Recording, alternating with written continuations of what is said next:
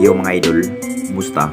Mantragma Sports, sabi nga pala ating pag-usapan, Barangay Nibra, jackpot kung sakaling makuha ang bagong player at Jim Alonso, makakabalik pa nga ba sa upunan ng Barangay Nibra? Pero bago nga yan, kung bago pa lang sa aking channel, huwag mong kalimutan subscribe at i-click ang notification bell para like kang updated sa atin dito sa upload pa natin.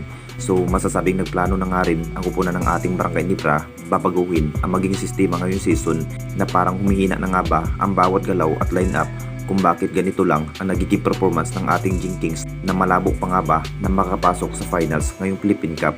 Talagang hindi pa rin biro ang naging nakakaharap ng ating Barangay Nibra. Maraming kupunan pa rin ang mas malalakas pa bukod pa sa ating Barangay Nibra. Ito na nga ba ang hinihintay ng lahat kung ano ang kayang dapat gawin. Butas ng karayo pa rin ang malampasan ng Jing Kings ngayong season. Kung titignan natin lahat mga idol, hindi pa rin biro ang nagiging performance ng ating Barangay Nibra. Posibleng kukunin na nga ba ng ating Jing Kings ang nasabing player na si QMB mga idol. Alam na nating lahat, ito pa rin ang pinangarap ng ating Barangay Nibra na mapupunta ang nasabing player na si QMB sa naging sinabi nga ni Coach Tim dahil mapaplakas nga ang magiging pwersa ng ating Barangay Nibra kapag may QMB ang bagong player. Nakita naman nating lahat sa kakayanan ang nasabing player. Hindi pa rin biro ang kanya nagiging laro, makapagtala pa rin ng maraming maiitala at magaling rin sa audio shooting ang nasabing player na si QMB. Final decision na nga rin sa hukunan ng Barangay Nibra ang kanyang mapupuntahan sa nasabing player. Bagong sistema na naman ang mas kinakailangan ni Coach Tim dahil iba pa rin na maglaro itong si QMB tulad rin kay Iskate, all-around player kung anong roles ang kanyang gawin sa nasabing player na si QMB. At dito na naman tayo sa isa pa nating balita, Jim Alonso, makakabalik pa nga ba sa upunan ng Barangay Nibra? Alam na nating lahat mga idol, matinding sinabi na nga rin sa nasabing player na si Jim Alonso mga idol.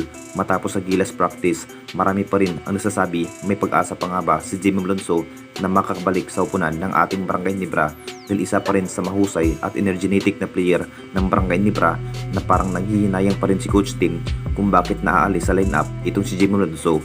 Maganda pa naman ang kanyang nagiging performance sa kampo ng ating Barangay Nibra. Ito na nga ba ang hinihintay ng lahat noong wala pang iniindang guto injury ang nasabing player.